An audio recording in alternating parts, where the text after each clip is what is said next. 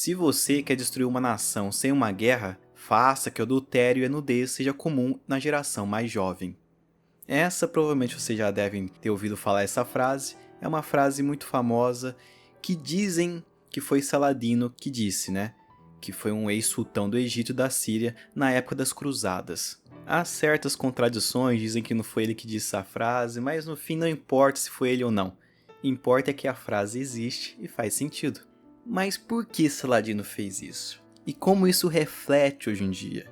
Eu não estou fazendo esse vídeo à toa, né? Nós estamos aqui no Brasil, essa cultura maravilhosa, né? Estamos na data também que eu vou lançar esse vídeo, nós vamos estar bem próximo do carnaval, hein? Que delícia, hein?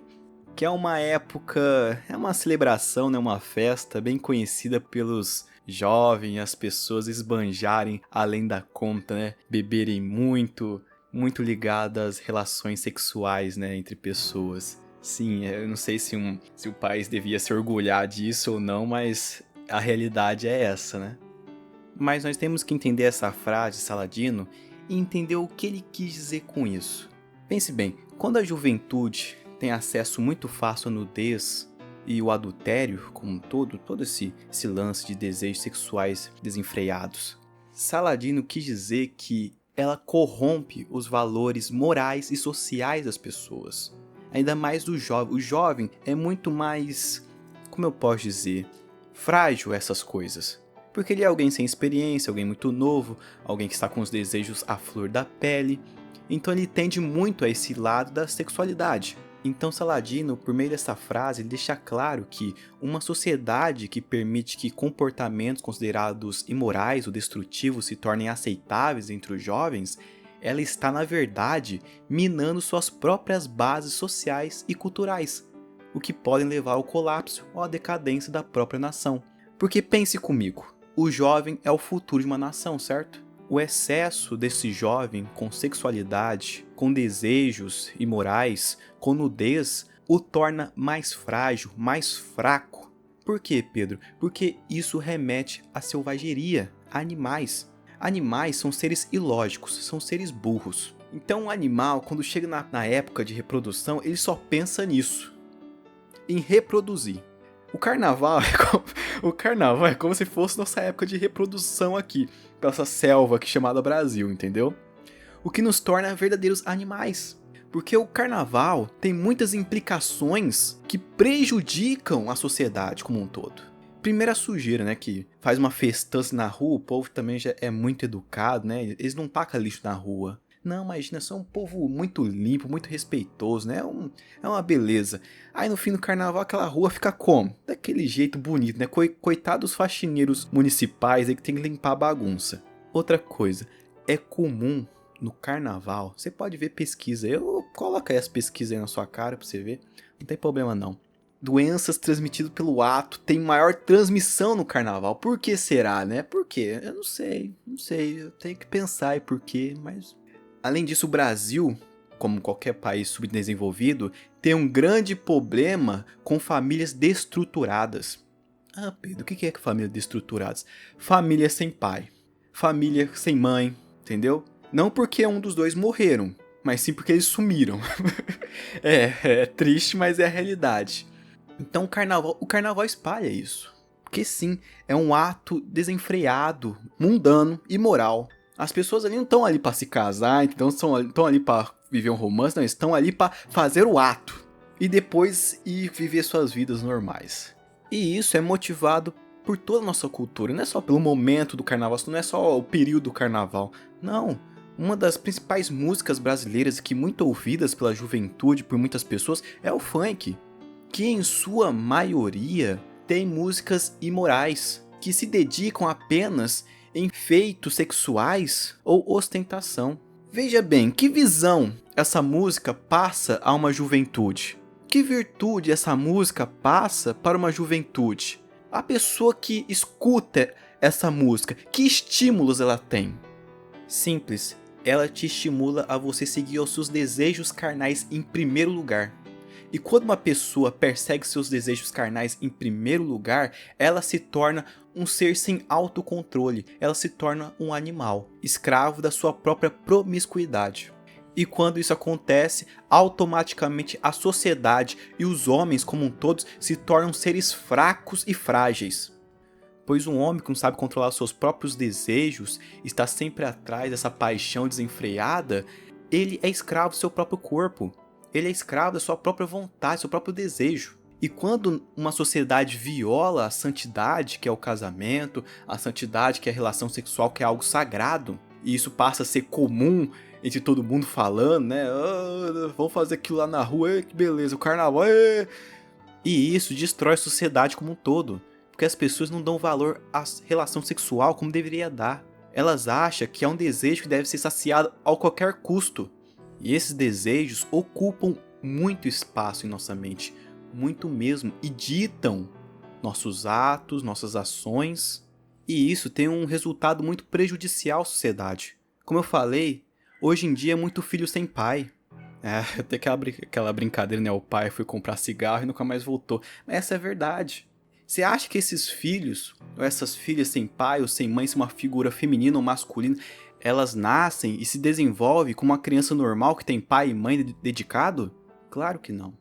Claro, há exceção, mas em sua maioria não. Fica faltando ali um ensino, fica faltando ali o exemplo.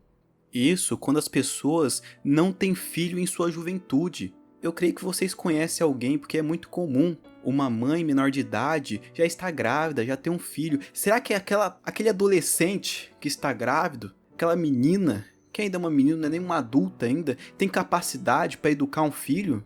Claro que não. Claro que não. Nenhuma mãe, nenhum pai. Como essa criança vai crescer? Com que exemplo, com que ensinamento essa criança vai crescer? Com os pais? Porque vamos dizer, quem se engravida menor de idade já não tem um bom exemplo, já não tem um bom ensinamento. Alguém falhou ali no ensinamento. Como essa pessoa vai ter capacidade de ensinar o seu filho, tendo poucos anos de vida, tendo pouca experiência? Isso quando a pessoa não deixa o seu filho pequeno, que engravidou cedo, né? Deixa o seu filho pequeno para a avó ou para a mãe cuidar. Você vê como isso danifica a nossa sociedade?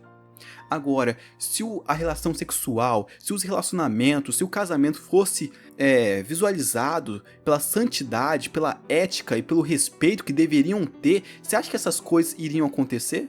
Claro que não. Um pai nunca iria abandonar seu filho se ele seguisse esses exemplos, se ele seguisse essas premissas. Uma menina ou um garoto nunca ia engravidar alguém jovem, porque ele seria educado, não teria condições de educar uma criança. Ele saberia como evitar esse erro, pois ele só iria ter relações sexuais, só iria se casar mais à frente, quando tivesse mais experiência ou mais recurso. Ah, mas Pedro, o que o carnaval e o funk tem a ver com isso? Meu querido, tudo. Esses dois fatores estão inseridos em nossa cultura. Esses dois fatores estão nos ouvidos e nos olhos de nossos jovens hoje em dia. Porque você pensa, se você sair na rua hoje e perguntar para qualquer jovem ou essa nova geração qual é o estilo de música que eles mais ouvem, tem qualquer pesquisa sobre isso, o brasileiro vai ser o funk e o trap. Esses dois modelos que, em sua grande maioria, priorizam a ostentação, priorizam a sexualidade, tratam a mulher como um objeto. Isso quando esses funks e traps não romantizam a criminalidade e as facções criminosas que atuam nesse país. E querendo ou não, o que uma criança vê e escuta quando ainda é jovem, né, ainda está naquela época de amadurecer, de criar as suas filosofias, os seus princípios, ela pega aquilo lá para ela. E sim, isso influencia a mente dela, influencia o aprendizado dela. Não é à toa, tem pesquisa disso, viu?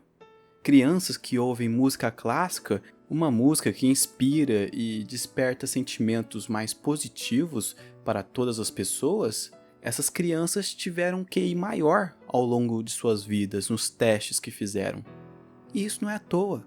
Agora, o que uma criança que ouve funk desde cedo, aquele funk ostentação, essa criança tem a possibilidade de ter um QI maior? Olha, se você for pegar os dados, o Brasil, que é o maior consumidor de funk, porque nós que fizemos o funk, não tem lá um dos melhores QIs, né? Agora, se você for pegar países que gostam e incentivam a música clássica, como a Polônia, por exemplo, vai ser muito maior. Você pode pensar que não está relacionado, mas está. Tudo está relacionado a isso. A influência que essa cultura, que a música, que a TV tem na juventude. Que essas pessoas, essas crianças, um dia vão crescer, vão ser adultos e vão ter o poder de influenciar outros e seus próprios filhos com essa mesma cultura degradante. Eu presenciei, em pouco tempo, eu estava caminhando na rua, aqui no meu bairro, que é um bairro pobre, né? Não moro em uma região nobre ou rica. Estava caminhando na rua tranquilo, indo encontrar um amigo meu, e eu vi no meio da rua, né, uma família reunida, cadeira na calçada, e tinha uma menininha, né, ela devia ter uns 5 anos, ou até menos, e ela estava rebolando, porque tinha uma música de um trenzinho, que é outra aberração brasileira que nós inventamos, né, um trenzinho, que estava tocando funk alto, né, e ela estava rebolando, dançando aquelas danças promíscuas, né, que vocês sabem muito bem, vocês que vivem no Brasil, assim como eu. A família, ao invés de achar aquilo uma aberração, ao invés de, sei lá, de educar corretamente a filha, eles riram, né, eles acharam graça, olha só o que ela tá fazendo, gente, olha o jeito que ela tá dançando, ai, que legal. E isso ficou na minha mente, sabe? Isso, nós não somos incentivados a fazer o certo, né? Esse negócio virou normal. A sexualidade da criança, desde cedo, por causa dessas músicas, dessa cultura, virou normal. O Brasil é como se fosse um grande cabaré. Essa que é a verdade. E eu fico triste aqui, né? Porque, querendo ou não, o carnaval incentiva, assim, as pessoas. As músicas, o funk incentiva as pessoas. Infelizmente, incentiva a fazer o que é errado, entendeu? E isso gera muitos problemas culturais para as pessoas, para o povo, para a nação. Como que eu já citei, a família destruturada, a família sem pai, menina ou menino que engravida cedo, que tem um filho cedo e não tem condições de educar e financiar aquele filho corretamente. Isso vai virando um efeito cascata, negativo, né? E isso sim destrói um povo, isso sim destrói uma nação, como o Saladino falou na frase no início do vídeo. Porque corrompe os mais jovens, e os mais jovens no futuro serão o futuro da nação. E se nós continuarmos essa geração de promiscuidade, de nudez, de romantização da criminalidade e da sexualidade, vai continuar a mesma coisa. O Brasil é a mesma coisa que já faz muito tempo, e isso não vai mudar. Então, para mim, essa cultura do carnaval, do funk, está muito longe de ser adorada, de ser celebrada, ou até mesmo de ser exaltada. Porque se você quer curtir, se você quer extravasar um pouco, curtir a vida, né? Tem um jeito certo de fazer isso. Tem um jeito moralmente certo, tem um jeito virtuoso também. E que, como eu já citei, não é nenhum desses. Então você que for curtir o carnaval, você que curte essas músicas, o funk, aí sempre se lembre o que eu tô te dizendo aqui. E se você quiser estudar um pouco mais, leia a Bíblia e reveja porque Sodoma e Gomorra foi destruído. Bem, por hoje é isso. Eu queria dar um pouco da minha opinião sobre esse assunto que eu guardava há muito tempo, né? Um assunto meio polêmico para a maioria dos brasileiros que gostam bastante de curtir e pular o carnaval, né? Mas fica aqui a minha opinião, a minha visão sobre isso. Se você gostou, por favor, deixe o like, se inscreva no canal, caso não seja inscrito, para apoiar aqui a gente, né? Nós é um canal pequeno, nanico ainda, espero crescer bastante nesse ano 2025 e agradeço vocês que assistiram até o final. Meu muito obrigado e até a próxima.